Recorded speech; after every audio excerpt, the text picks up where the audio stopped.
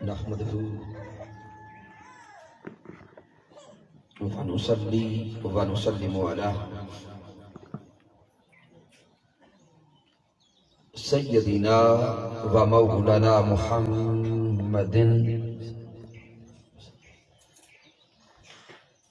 نبي الأمين المكين الكريم الرؤوف الرحيم. أما بعد فأعوذ بالله من الشيطان الرجيم. بسم الله الرحمن الرحيم. قال الله تبارك وتعالى في القرآن المجيد: لقد كان لكم في رسول الله أسوة حسنة. صدق الله مولانا العظيم. إن الله وملائكته يصلون على النبي يا أيها الذين آمنوا صلوا عليه وسلموا تسليما. اللهم صل على سيدنا ومولانا محمد وعلى آلہ وصحبہ وبارک وسلم. اس کی کو بند کریں، تھوڑا آواز بڑھا دیں. اللہ رب العزت کی توفیق سے اور تاجدار کائنات صلی اللہ علیہ وآلہ وسلم کے نعلین پاک کے تصدق سے تحریک منہاج القرآن و جملہ فورمز تحصیل پنڈ دادن خان رمضان المبارک کی بابرکت ساعتوں میں ہم 6 روزہ دروس عرفان القرآن کی آج پہلی نشست میں حاضر ہیں. ان دروس عرفان القرآن کے انعقاد پر مبارکباد پیش کرتا ہوں تحریک منہاج القرآن کے جمیع قائدین اور کارکنان کو، بطور خاص جناب محترم حاجی محمد اصغر صاحب، جناب محترم ذوالفقار علی چشتی صاحب اور تحصیل و ضلع کے جمیع قائدین اور کارکنان، منہاج القرآن یوتھ لیگ، مصطفی اسٹوڈنٹس موومنٹ، منہاج القرآن علماء کونسل، پاکستان عوامی تحریک اور بالخصوص ہماری منہاج القرآن ویمن لیگ کی مائیں، بہنیں اور بیٹیاں، دعا ہے رب کائنات سب کی کاوشیں اپنی بارگاہ اقدس میں قبول فرما. سامعین محترم، یہ خدمت قرآن کی اللہ کی بارگاہ میں قبولیت ہے کہ مالک کائنات نے قرآن مجید فرقان حمید کی خدمت کے تصدق سے پیاسی زمین کو سیراب فرما دیا. آئیں ہم بھی قرآن و حدیث کے نور سے اپنے دلوں کی وادیوں کو سیراب کر کے جائیں. آج کا موضوع جیسا کہ آپ سماعت فرما چکے انتہائی اہمیت کا حامل، چونکہ آج کے اس مادیت کے دور میں جب ہم اتباع سیرت رسول صلی اللہ علیہ وآلہ وسلم کی بات کرتے ہیں اور انسانوں کو آقا تاجدار کائنات صلی اللہ علیہ وآلہ وسلم کی اطاعت اور اتباع کی طرف لاتے ہیں، تو ہماری نوجوان نسل کے ذہن میں ایک سوال پیدا ہوتا ہے، جو سوال باطل طاغوتی قوتوں کی طرف سے آج کے اس میڈیا کے دور میں ہماری نوجوان نسل کے ذہنوں تک پہنچایا گیا، مستشرقین کی طرف سے، ناقدین اور معترضین کی طرف سے ہماری نوجوان نسل کے ذہنوں کو تشکیک زدہ کیا گیا، اور یہ سوال ذہنوں میں ڈالا گیا کہ آقا تاجدار کائنات صلی اللہ علیہ وآلہ وسلم کا تو ظاہری زمانہ آج سے کم و بیش 1400 سال پہلے کا ہے، اور اس دور میں سائنس نے آج کی طرح ترقی نہیں کی تھی۔ وہ دور عصر حاضر کی طرح سائنسی دور نہیں تھا، ایجادات کا دور نہیں تھا۔ تو وہ ذات جن کا ظاہراً آج سے کم و بیش 1400 سال پہلے وصال ہو گیا، معاذ اللہ ان کی سیرت اور ان کا پیغام آج کے سائنسی دور کے تقاضوں کو پورا نہیں کرتا۔ لہذا سیرت الرسول صلی اللہ علیہ وآلہ وسلم معاذ اللہ آج کے دور میں قابل عمل نہیں رہی۔ تو سامعین، اس سوال کے ذریعے ہماری نوجوان نسل کے ذہن میں شکوک پیدا کیے جاتے ہیں ذات حبیب کے بارے میں، اور وہ باطل طاغوتی قوتیں، ان کے تھنک ٹینکس، وہ نفسیاتی طور پہ جان چکے کہ جس ذات کے بارے میں ذہن میں شک پیدا ہو جائے پھر اس ذات کے ساتھ قلبی تعلق قائم نہیں رہتا، پھر اس ذات کے ساتھ حبی تعلق قائم نہیں رہتا۔ گویا وہ شک کا ایک بیج بوتے ہمارے ذہنوں میں ذات محبوب کے بارے میں، اور وہ شک کا بیج صرف سیرت کے اعتبار سے نہیں ہوتا، ذات محبوب کے بارے میں اگر ذہن میں ہلکا سا شک بھی پیدا ہو گیا تو گویا وہ شک ہمارے ایمان کی دولت کو لٹانے کے لیے کافی ہے۔ تو آج کی ساری گفتگو اس سوال کے جواب پر بیس کرے گی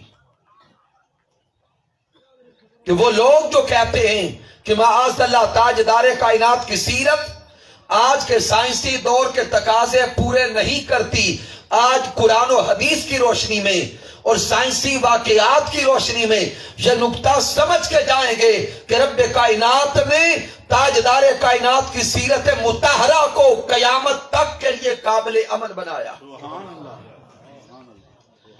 اور یہ نقطہ سمجھ کے جائیں گے کہ ہر زمانہ میرے حضور کا ہے۔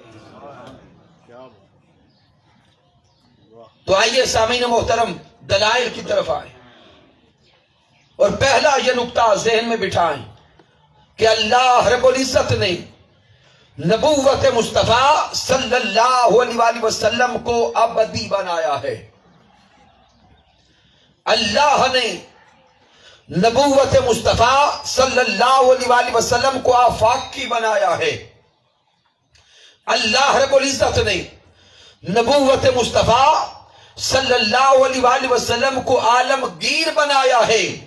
تو سامعین، تاجدار کائنات صلی اللہ علیہ وآلہ وسلم سے پہلے آنے والے جمیع انبیاء، ہر نبی شان والا بھی ہے، ہر نبی مقام و مرتبہ والا بھی ہے، لیکن محبوب سے پہلے جتنے بھی انبیاء تشریف لائے، رب کائنات نے ہر نبی کی نبوت کو زمانی اعتبار سے اور مکانی اعتبار سے مقید رکھا تھا۔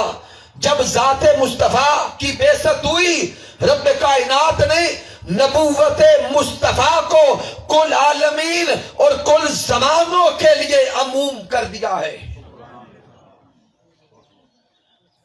بعثت محمد مصطفیٰ ہوتی ہے، مالک کائنات قرآن مجید میں اعلان فرماتا ہے وما ارسلناک الا رحمتا للعالمین.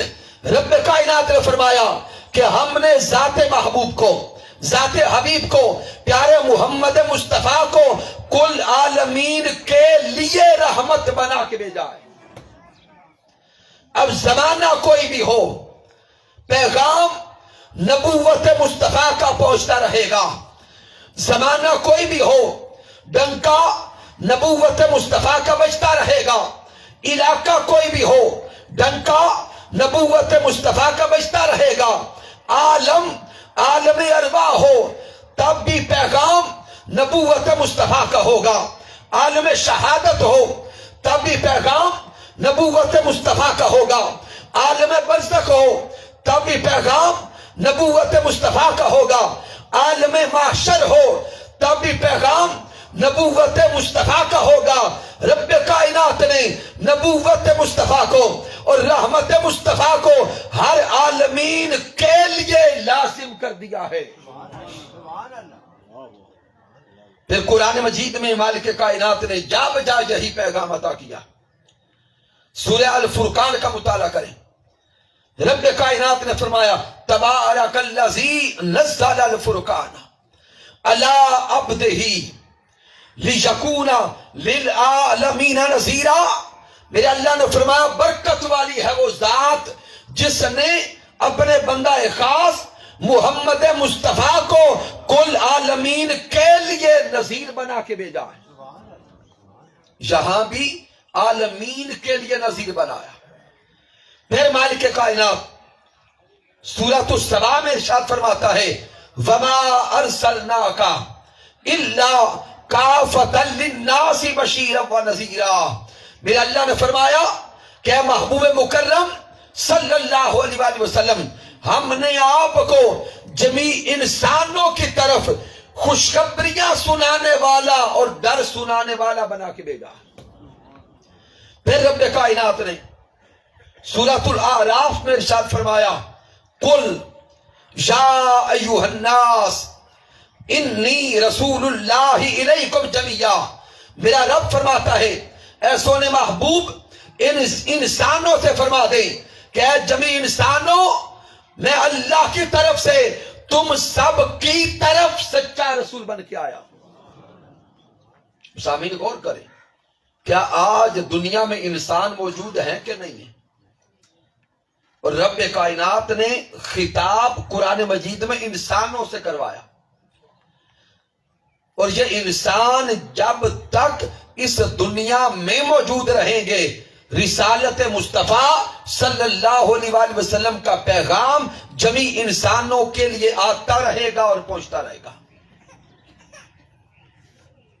تو پتہ چلا کہ آقا تاجدار کائنات صلی اللہ علیہ وآلہ وسلم کی نبوت آفاقی ہے، محبوب کی نبوت عالمگیر ہے، اور محبوب کائنات کی نبوت ابدی ہے. تو سامعین محترم یاد رکھ لیں، ذات اگر ابدی ہو تو اس ذات کا پیغام بھی ابدی ہوتا ہے. ذات اگر آفاقی ہو تو اس ذات کا پیغام بھی آفاقی ہوتا ہے. ذات عالمگیر ہو اس ذات کا پیغام بھی عالمگیر ہوتا ہے. یہی سبب ہے کہ رب کائنات نے قرآن مجید فرقان حمید میں 20 مقامات پر انسانوں کو سیرت مصطفیٰ صلی اللہ علیہ وآلہ وسلم سے جڑنے کا پیغام دیا. مالک کائنات نے سورۃ الاحزاب میں ارشاد فرمایا لقد کان لکم فی رسول اللہ اسوۃ حسنہ. رب کائنات نے 2 تاکیدوں کے ساتھ یہ حکم دیا. لقد، یہاں بھی لام بھی تاکید کے لیے ہے اور قد بھی تاکید کے لیے. 2 تاکیدیں لا کر رب کائنات ابتدان یہ خطاب ہر انسان سے کرتا ہے. لکم، یہ ضمیر عموم پر دلالت کر رہی ہے. لکم فی رسول اللہ اسوۃ حسنہ. اے انسانوں، تمہارا تعلق کسی بھی طبقہ سے ہو، اے انسانوں تمہارا تعلق کسی بھی گروہ سے ہو، تمہارا تعلق کسی بھی علاقہ سے ہو، تمہارا تعلق کسی بھی ریاست سے ہو، تمہارا تعلق کسی بھی مذہب سے ہو، اگر فلاح چاہتے ہو، کامیابی چاہتے ہو، کامرانی چاہتے ہو، آؤ سیرت مصطفیٰ سے جڑ جاؤ. سیرت مصطفیٰ سے جڑتے جاؤ گے، رب کائنات کامیابیوں کے راستے تمہارے لیے کھولتا چلا جائے گا.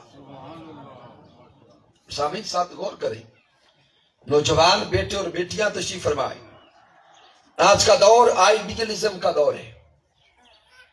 بالخصوص ہمارے نوجوان یہ اپنی زندگیوں میں کسی نہ کسی کو اپنا آئیڈیل بناتے، رول ماڈل کے طور پہ لیتے. اور بدقسمتی کی بات یہ ہے کہ ہمارے مسلمانوں کے معاشرے میں بھی ہمارے نوجوان کبھی کسی فلمی سٹار کو رول ماڈل کہتے ہیں، معاذ اللہ، کبھی کسی فلمی ایکٹر کو اپنا آئیڈیل کہتے ہیں. ارے آئیڈیلز کے پیچھے دوڑنے والوں اور آج کے دور کے لیڈرز کو رول ماڈل بنانے والوں، مالک کائنات نے قرآن مجید میں اعلان فرما دیا، لَقَدْ كَانَ لَكُمْ فِي رَسُولِ اللَّهِ أُسْوَةٌ حَسَنَةٌ. میرے رب نے فرما دیا کہ انسانوں، قیامت تک کے زمانے کے لیے رول ماڈل بھی میرا مصطفیٰ ہے، آئیڈیل شخصیت بھی میرا مصطفیٰ ہے، حسن کامل بھی میرا مصطفیٰ ہے، شخصیت کامل بھی میرا مصطفیٰ ہے. اگر رول ماڈل کسی کو چننا چاہتے ہو، اپنا آئیڈیل کسی کو بنانا چاہتے ہو، آؤ میرے مصطفیٰ کی سیرت کے ساتھ جڑتے جاؤ. یہ ایسا رول ماڈل ہے کہ یوم قیامت بھی یہ تمہارے کام آئے گا.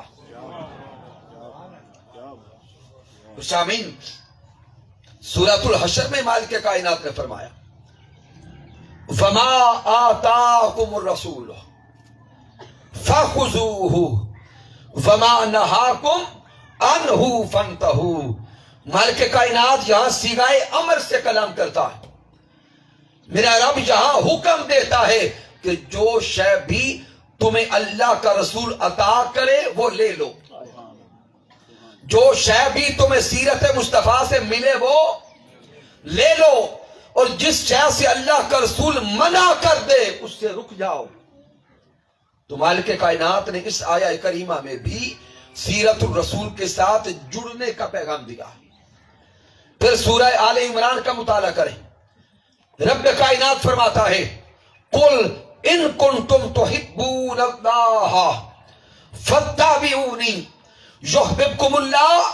مالک کائنات ارشاد فرما رہا ہے کہ اگر تم اللہ سے محبت کا رشتہ قائم کرنا چاہتے ہو، اگر اللہ کی ذات کے ساتھ محبت کا تعلق قائم کرنا چاہتے ہو، اگر اللہ کی معرفت چاہتے ہو، اللہ کا قرب چاہتے ہو، تو آؤ اتباع محمد مصطفیٰ کی کرو. یحببکم اللہ.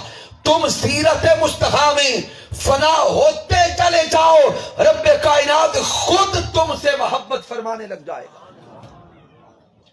پھر مالک کائنات نے سورۃ النساء میں ارشاد فرمایا، من یطیع الرسول فقد اطاع اللہ.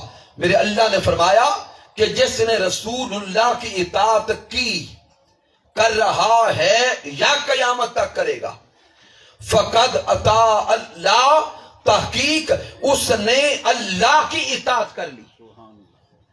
پھر مالک کائنات سورۃ النساء میں دوسرے مقام میں فرماتا ہے، یا ایھا الذین آمنوا اطیعوا اللہ واطیعوا الرسول واولی الامر منکم فإن تنازعتم فی شیء فردوہ الی اللہ والرسول. تو گویا قرآن مجید کا مطالعہ کرتے جائیں.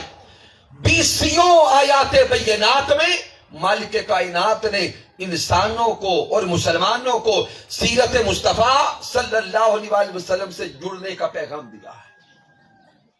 یہی سبب ہے کہ میرے محبوب صلی اللہ علیہ وسلم کے صحابہ ہمیشہ سیرت مصطفیٰ صلی اللہ علیہ وسلم کی اتباع میں فنا نظر آتے ہیں.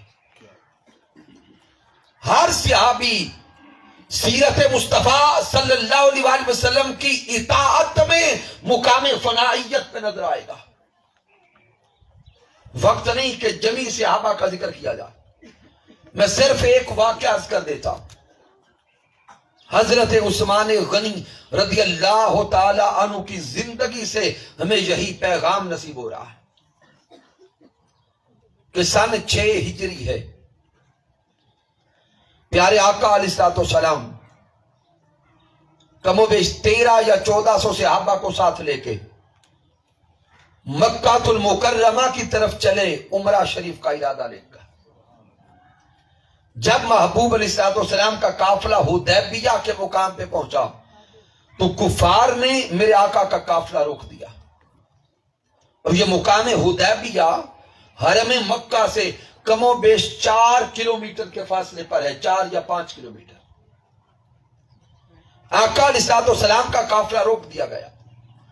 میرے پیارے محبوب نے اپنا سفیر حضرت عثمان غنی رضی اللہ تعالی عنہ کو بنا کے مکہ میں بھیجا، اور کفار نے اپنا سفیر حضرت عروہ بن مسعود رضی اللہ تعالی عنہ کو بنا کے حضور کی بارگاہ میں بھیجا تھا، جو ابھی مسلمان نہیں ہوئے تھے۔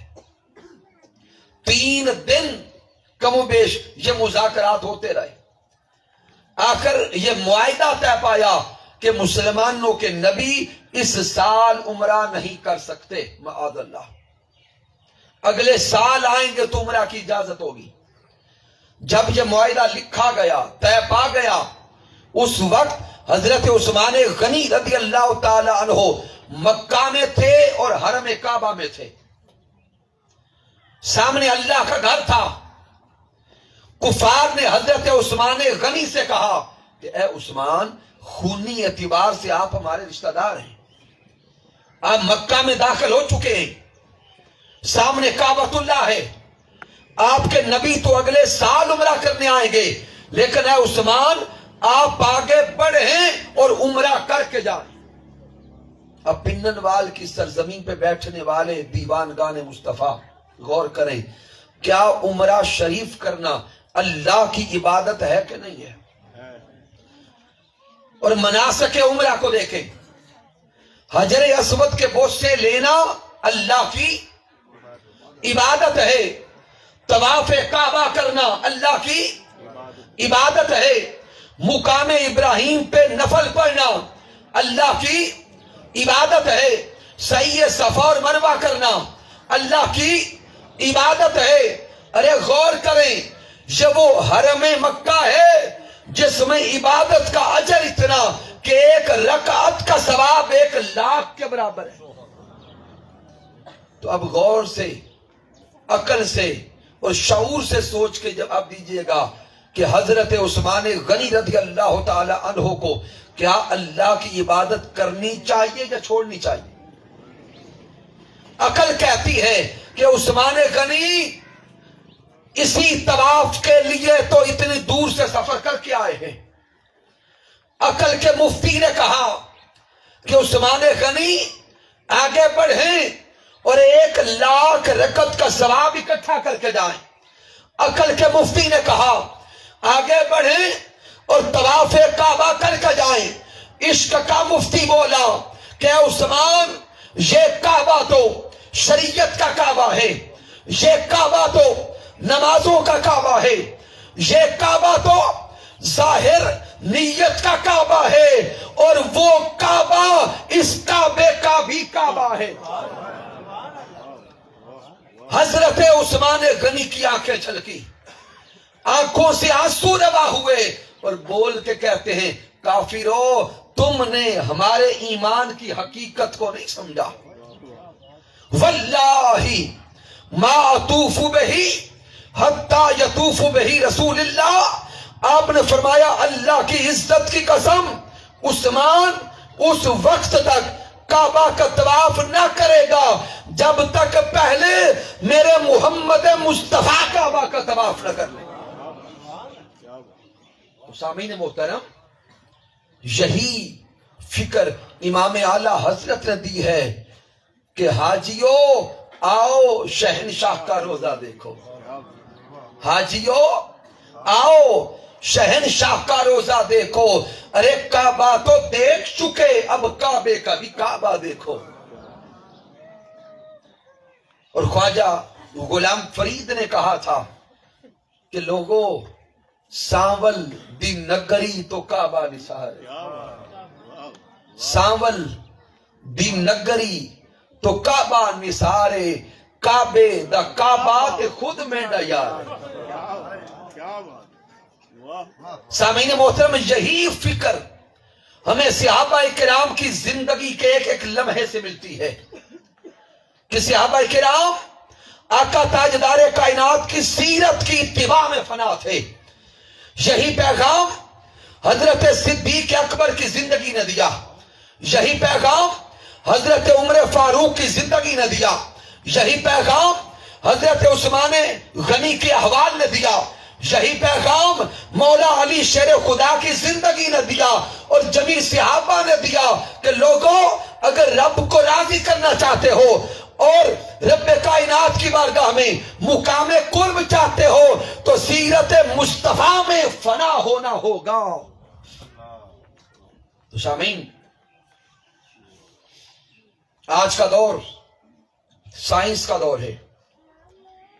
ذہن سوال کرے گا کہ آج اس سائنسی دور میں آقا تاجدار کائنات صلی اللہ علیہ وآلہ وسلم کی سیرت مطہرہ قابل عمل کیسے ہے؟ تو حضور شیخ الاسلام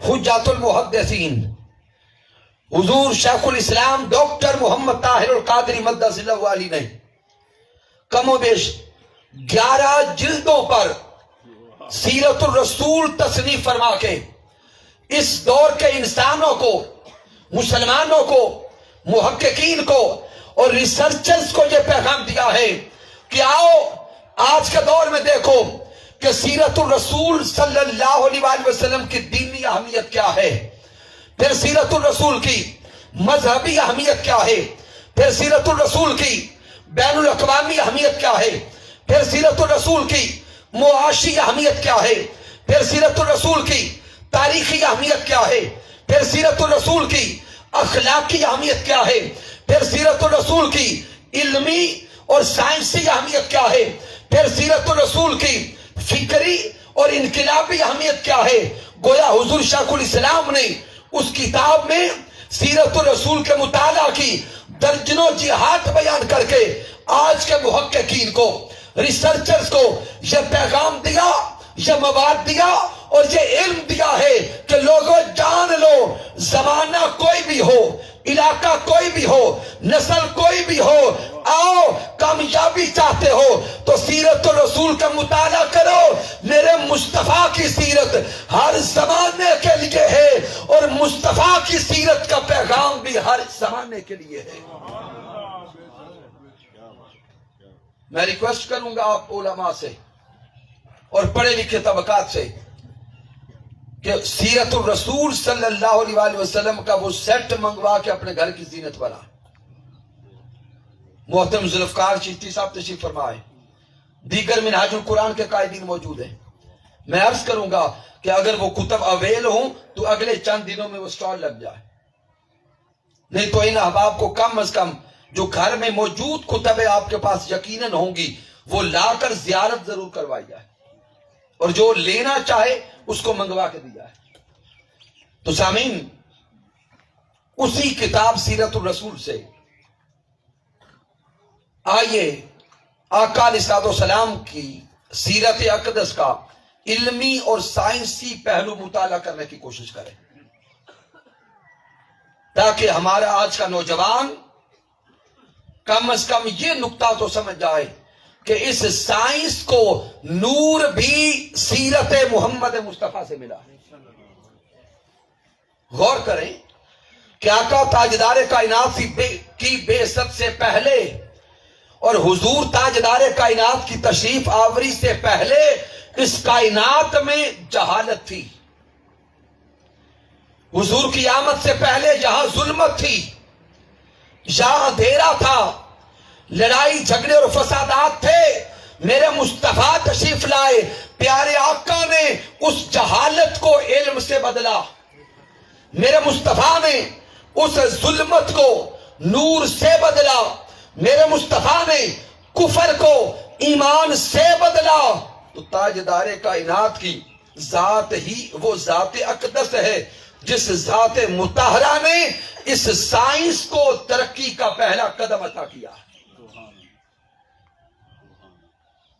میں وقت میں رہتے ہوئے کوشش کرتا ہوں کہ چند ایک احوال آپ تک پہنچا سکوں.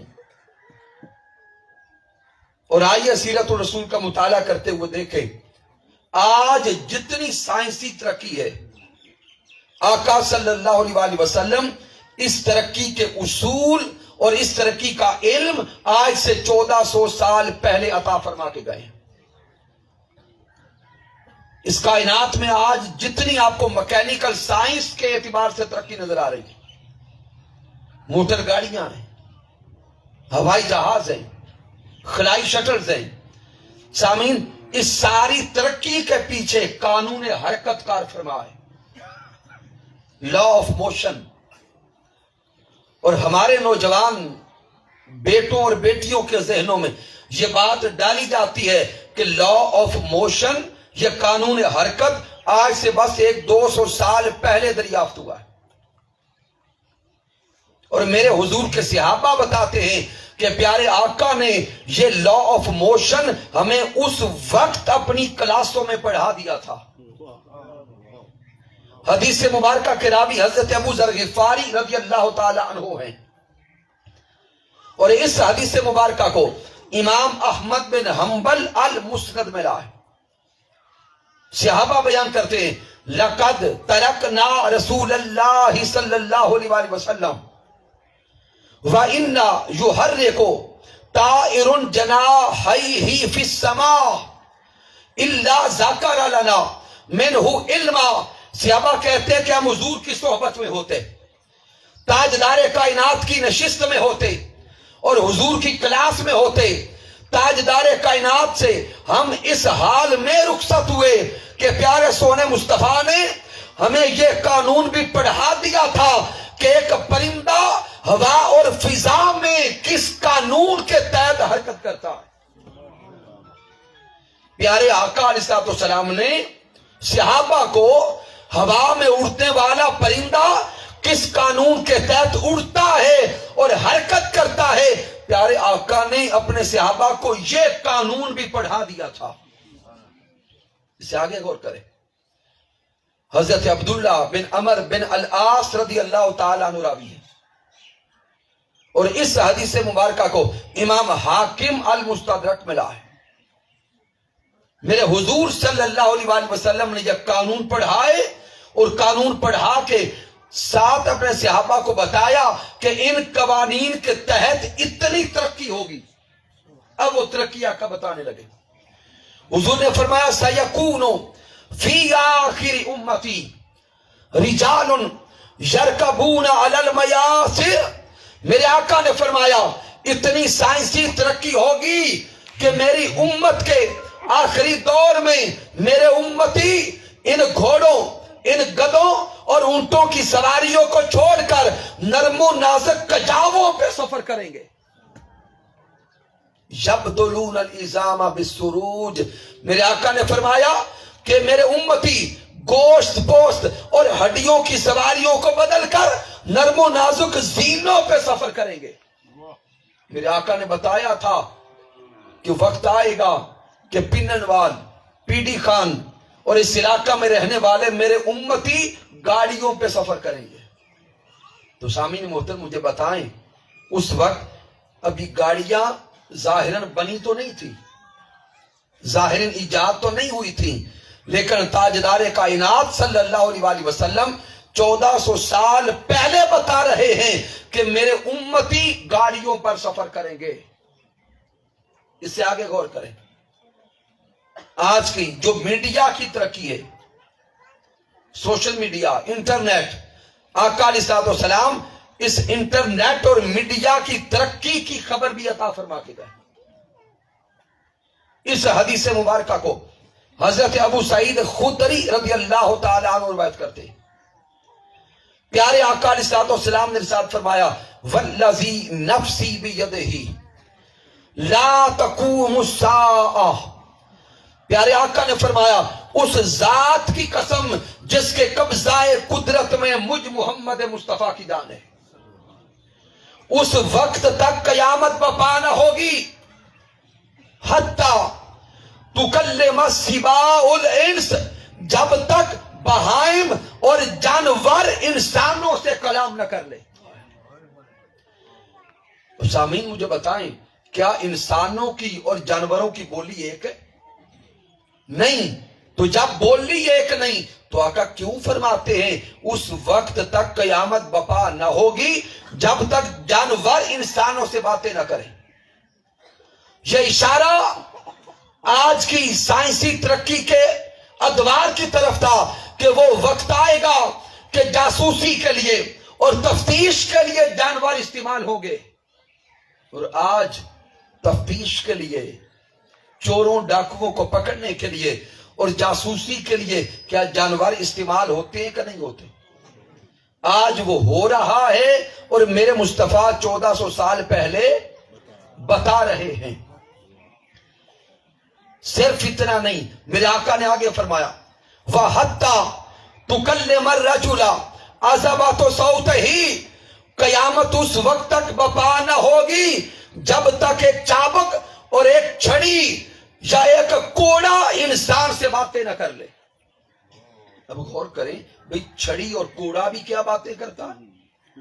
نہیں، یہ اشارہ محبوب علیہ السلام کا آج کے جدید دور کی ترقی کی طرف تھا، آپ کے موبائل فون کے ایجاد کی طرف تھا۔ اور غور کریں، آج سے 30-40 سال پہلے جب فون آیا تھا ایجاد ہو کر، وہ ایک فون سیٹ ہوتا تھا، بیل بجتی تھی اور ہم ریسیور اٹھا کے اپنے کان سے لگاتے تھے، اس کی جو تار ہے اس کو ذہن ملا، اس تار کی جو حیت اور شکل و صورت ہے وہ کوڑا نما تھی۔ تو گویا آقا علیہ السلام نے ٹیلی فون کے ایجاد کی خبر بھی 1400 سال پہلے دی، اور صرف اتنا نہیں، آقا نے آگے فرمایا کہ ترقی رکے گی نہیں اور آگے بڑھے گی۔ وَشِرَاكُ نَعْلِهِ، قیامت اس وقت تک برپا نہ ہوگی جب تک ایک جوتے کا تسمہ بندے سے باتیں نہ کرے۔ گویا آقا نے فرمایا کہ اس سے آگے جب دور اور آگے بڑھے گا، سائنس اور ترقی کرے گی، آلات جاسوسی اس حیت کو اختیار کر جائیں گے جیسے انسان کا جوتا ہو یا جوتے کا تسمہ ہو یا اور کئی شکل و صورت ہو، اور وہ آلات جاسوسی ایسے ہوں گے وَتُخْبِرُ فَخِذُوهُ بِمَا أَحَدَثَ أَهْلُهُ بَعْدَهُ، کہ انسان گھر میں نہیں ہوگا، جب وہ دوبارہ گھر پلٹے گا تو وہ آلات جاسوسی اس کو بول بول کے بتائیں گے کہ تیرے بعد تیرے گھر میں کیا ہوتا رہا ہے۔ میرے آقا نے بتا دیا کہ میرے امتی اپنے گھروں میں سی سی ٹی وی کیمرے لگائیں گے، اپنی دکانوں میں سی سی ٹی وی کیمراز لگائیں گے، ایسے موبائل سیٹ ایجاد ہوں گے جن میں کیمراز ہوں گے، اور لوگوں کے ساتھ وہ آلات کلام کریں گے۔ تو سامعین محترم، انسان کی حیرت دنگ رہ جاتی ہے۔ آج سے صرف 50 سال پیچھے چلے جائیں تو 50 سال پہلے رہنے والے انسانوں کو ان چیزوں کی خبر نہیں تھی، اور سونے محبوب کائنات 1400 سال پہلے یہ سب کچھ اپنے صحابہ کو بتا رہے تھے اور خبریں عطا فرما رہے تھے۔ ان سائنسی احادیث مبارکہ کا مطالعہ کر کے دل یہ کہتا ہے کہ یہ نعرہ لگائیں کہ پیارے مصطفیٰ محبوب کائنات بھی ہیں، پیارے مصطفیٰ سید کائنات بھی ہیں، میرے مصطفیٰ سردار الانبیاء بھی ہیں، اور سونے مصطفیٰ اس کائنات کے سب سے پہلے اور سب سے بڑے سائنسدان بھی ہیں، کیونکہ سائنس کو خود روشنی میرے مصطفیٰ کے قدموں سے نصیب ہوئی۔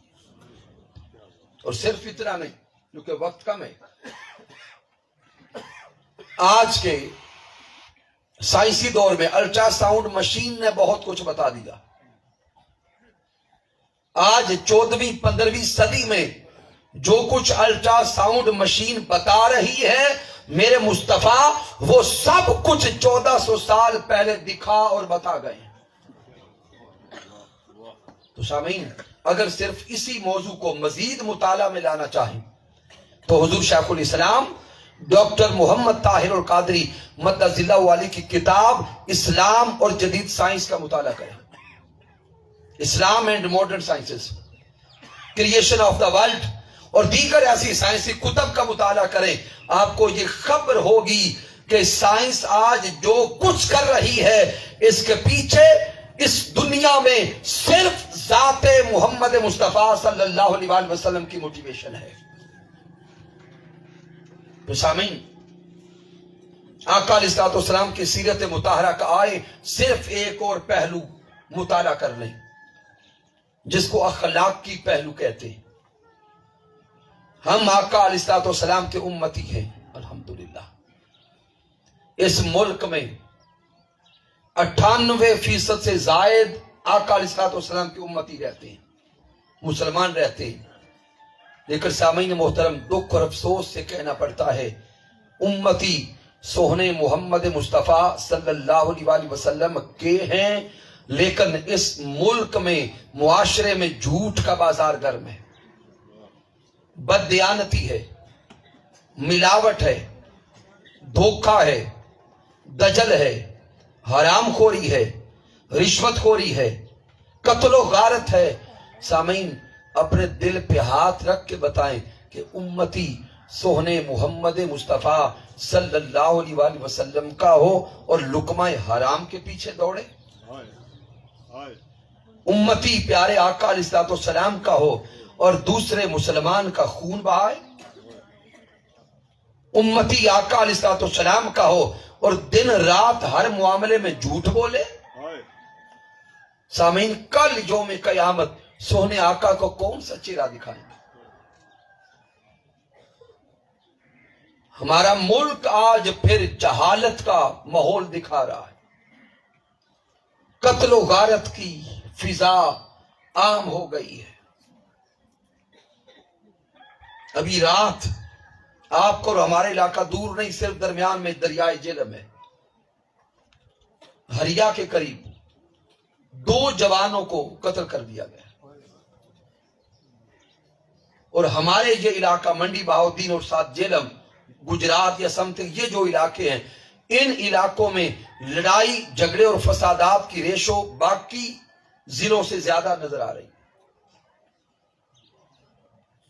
جبکہ آقا علیہ الصلوۃ والسلام نے تو اللہ کا پیغام پہنچایا، من قتل نفسا بغیر نفس او فساد فی الارض فکأنما قتل الناس جميعا. میرے اللہ نے فرمایا کہ جس نے کسی ایک انسان کو ناحق قتل کیا گویا اس نے ساری کی ساری انسانیت کو قتل کر دیا. ایک انسان کا خون بہانے والا کل جب یوم قیامت رب کی بارگاہ میں پہنچے گا اس کا نامہ اعمال کھلے گا تو لکھا ہوگا کہ اس نے ساری کی ساری انسانیت کو قتل کیا.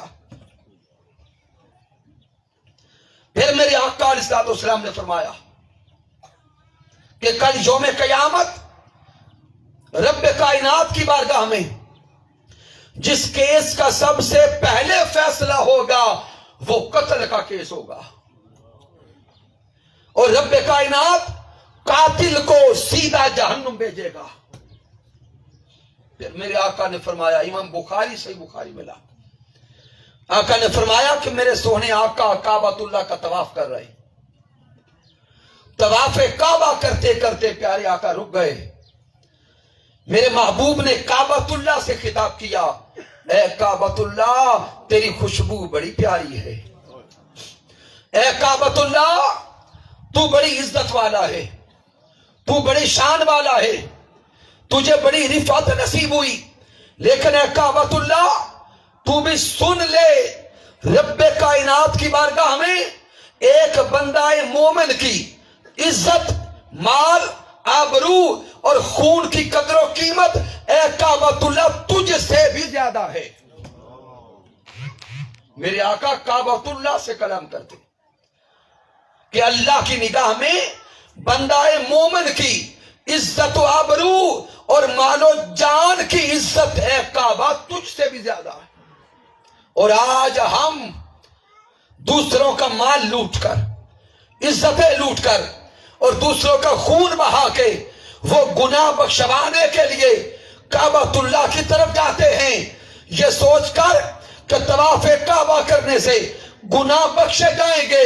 تو یاد رکھ لیں، اللہ کی عزت کی قسم، وہ انسان جو دوسرے کا مال لوٹ کر، عزت لوٹ کر، خون بہا کے طواف کعبہ کرتا ہے، ایک بار تو کیا 1000 بار بھی طواف کعبہ کرتا رہے، رب نہ طواف قبول کرتا ہے نہ نمازیں قبول کرتا. آئیں آقا تاجدار کائنات کی سیرت مطہرہ کا مطالعہ کریں. پھر سامعین، اس دور میں ہمارے نوجوانوں میں خودکشی کی ریشو بھی بڑھتی نظر آ رہی ہے. ایک چھوٹی چھوٹی بات پر نوجوان بیٹے بیٹیاں والدین کے ساتھ ناراض ہوتے ہیں، ضد پہ آتے ہیں اور ایک لمحہ لگتا ہے کہ اپنی جان خود ضائع کر دیتے، جبکہ مالک کائنات قرآن مجید میں فرما رہا ہے وَلَا تَقْتُلُوا أَنفُسَكُمْ، اے لوگو اپنے ہاتھوں سے اپنی جان کو ضائع نہ کرو، اپنے آپ کو قتل نہ کرو. ان اللہ کان بکم رحیما، جس معاملے میں پریشان ہو وہ معاملہ رب کی بارگاہ میں پیش کرو، رب رحیم ہے، تمہارے لیے کوئی راستہ نکال دے گا. مشورے اللہ سے کیا کرو. پھر سامعین، حضرت ابو ہریرہ رضی اللہ تعالیٰ عنہ روایت کرتے ہیں، میرے پیارے آقا علیہ الصلوۃ والسلام نے فرمایا من قتل نفسہ بحدیدہ، میرے آقا نے فرمایا جس نے کسی لوہے کے آلہ کے ذریعے اپنے آپ کو قتل کیا، تلوار کے ذریعے، چھری کے ذریعے، بندوق کے ذریعے، میرے آقا نے فرمایا جس نے خودکشی کی، رب کائنات پہلے تو اسے جہنم میں پھینکے گا، مالک اسے جہنم کی آگ میں ڈالے گا، فی نار جہنم خالدن مخلدن فیہا ابدا. رب کائنات خودکشی کرنے والے کو جہنم کی آگ میں ڈالے گا، خالدن مخلدا، اور خودکشی کرنے والا ہمیشہ ہمیشہ کے لیے پھر جہنم میں رہے گا. اور صرف اتنا نہیں، پھر آقا نے فرمایا جس شے سے اس نے خودکشی کی تھی وہ شے اس کے ہاتھوں میں دی جائے گی، وہ ہتھیار اس کے ہاتھوں میں دیا جائے گا، اور رب کائنات فرمائے گا دنیا میں تو نے اپنی جان اس تلوار اور اس بندوق سے لی تھی، آپ پھر اپنے آپ کو فائر کر. جہنم کے اندر وہ اپنے آپ کو پھر فائر کرے گا، اللہ پھر زندہ کرے گا، رب پھر فرمائے گا پھر مار، وہ پھر مرے گا، وہ بار بار زندہ کیا جائے گا، بار بار مارا جائے گا. میرے نوجوان بیٹے بیٹیاں اپنی آنکھیں کھولیں، جذبات میں بہہ کر اپنی زندگیوں کو ضائع نہ کریں. اور سامعین، اختتام کر رہا ہوں اس میسج کی طرف آپ کو لاتے ہوئے کہ آقا علیہ الصلوۃ والسلام کی سیرت مطہرہ کا مطالعہ کریں تو ہمیں نظر آتا ہے کہ حضور کی زندگی کا غالب پہلو دوسروں کو معاف کرنا تھا. میرے آقا نے ہمیشہ دشمنوں کو بھی معاف کیا ہے، اور ہم حضور سے محبت کا دم بھرنے والے اپنے سگے بہن بھائیوں کو معاف نہیں کرتے، اپنے رشتہ داروں کو بھی معاف نہیں کرتے. آئیں تصورات میں ڈوب کے سن 8 ہجری کی طرف چلیں. مکہ المکرمہ فتح ہو گیا،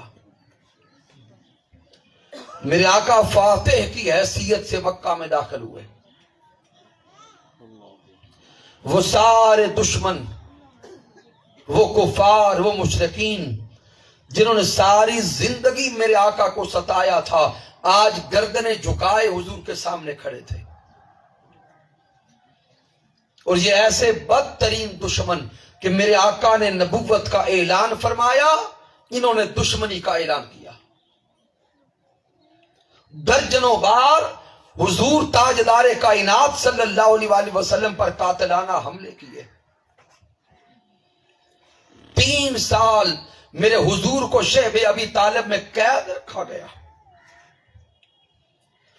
اور ان 3 سالوں میں بازار سے نہ کھانا آنے دیتے نہ پانی آنے دیتے.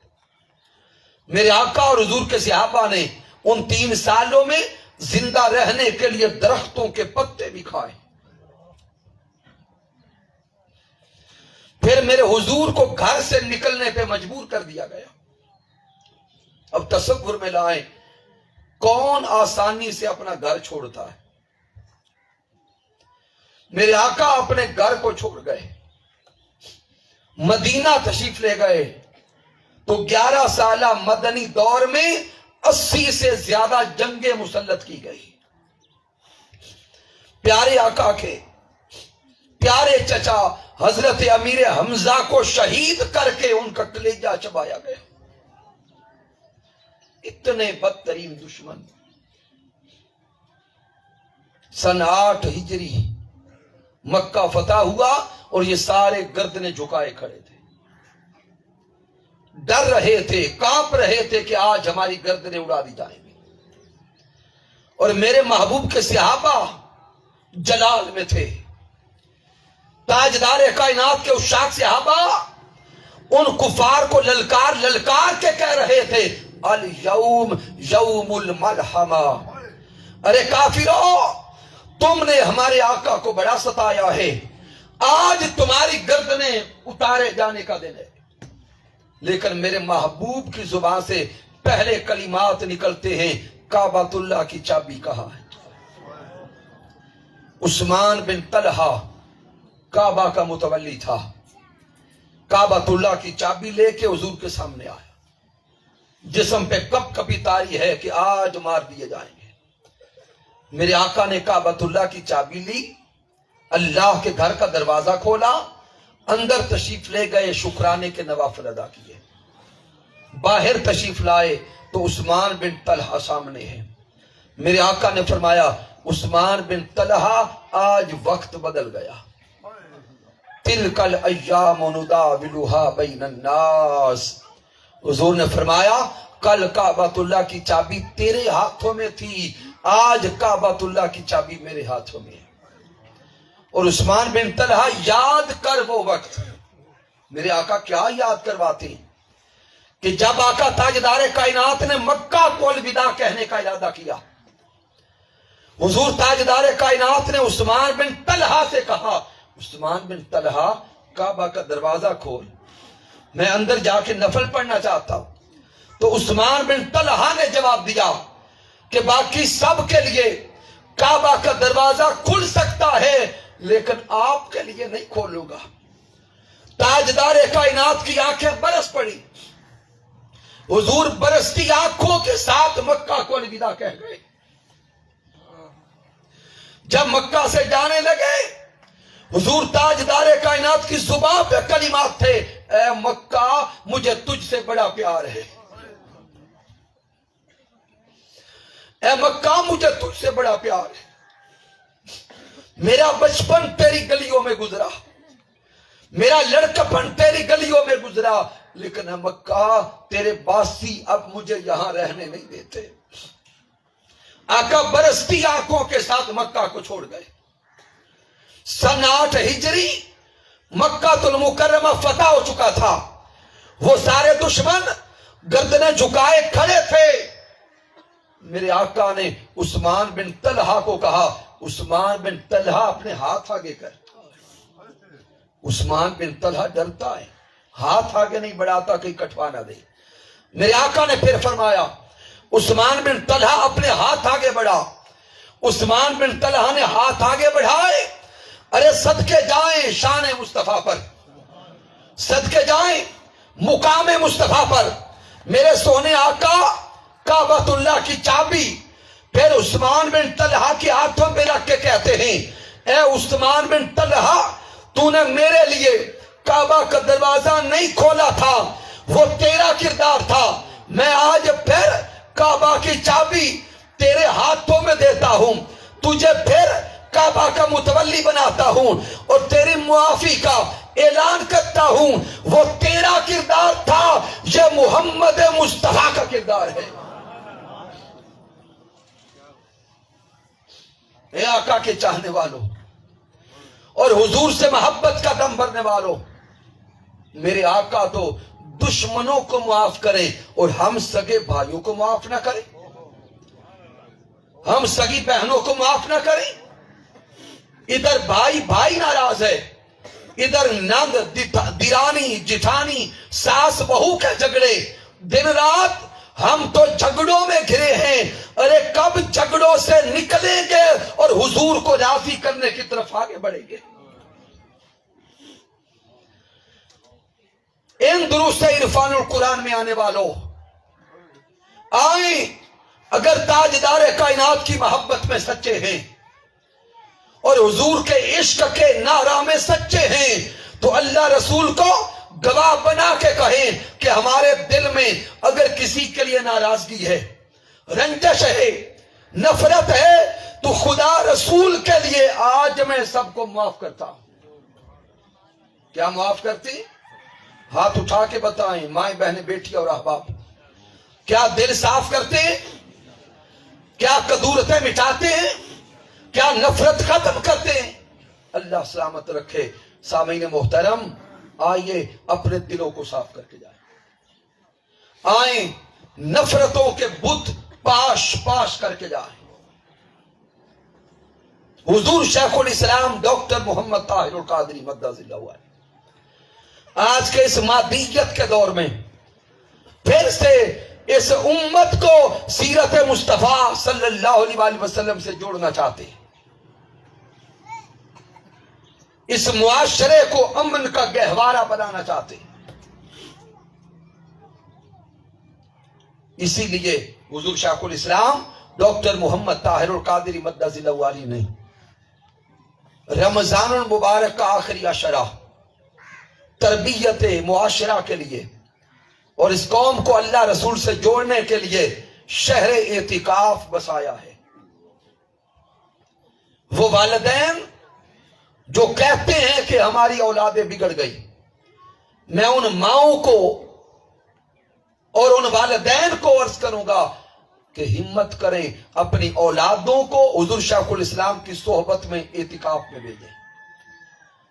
جب جا رہے ہوں گے زندگی کا رنگ اور ہوگا، 10 دن وہ صحبت پا کے پلٹیں گے تو زندگی کا رنگ بدل چکا ہوگا۔ ہم نے اس شہر اعتکاف میں سینکڑوں نہیں ہزاروں جوانوں کو بدلتے دیکھا ہے۔ انشاءاللہ تعالی ان 6 روزہ دروس عرفان القرآن کی دوسری نشست کل منعقد ہوگی،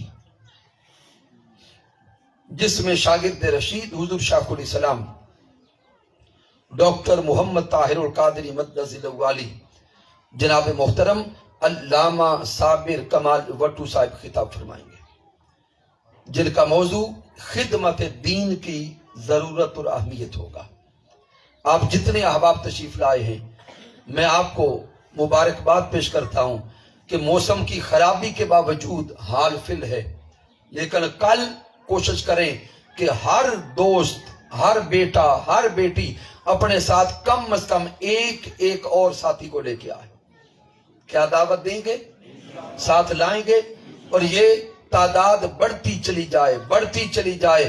جب آخری دن آئے مرد کلندر حضور شیخ الاسلام ڈاکٹر محمد طاہر القادری مدد اللہ علیہ خطاب فرمائیں تو سامنے عوام کا سمندر نظر آنا چاہیے۔ کی محمد سے وفا تو نہیں تو ہم تیرے ہیں، یہ جہاں چیز ہے کیا، لوح و قلم تیرے ہیں۔ میں نے جو کچھ بیان کیا، اگر اس میں کوئی کمی ہے، کوئی کجی ہے، کوئی غلطی ہے تو مجھ ناچیز کی طرف سے ہے، مالک کائنات معاف فرمائے۔ اگر اس میں کوئی اچھائی اور کمال ہے تو اللہ کی عزت کی قسم میرا کوئی کمال نہیں، یہ میرے اللہ کا کرم ہے، آقا علیہ الصلوۃ والسلام کی رحمت ہے۔ میرے قائد، میرے مربی، میرے استاذ حضور شیخ الاسلام ڈاکٹر محمد طاہر القادری مدد اللہ علیہ کی صحبت کا فیضان ہے۔ وما علینا الا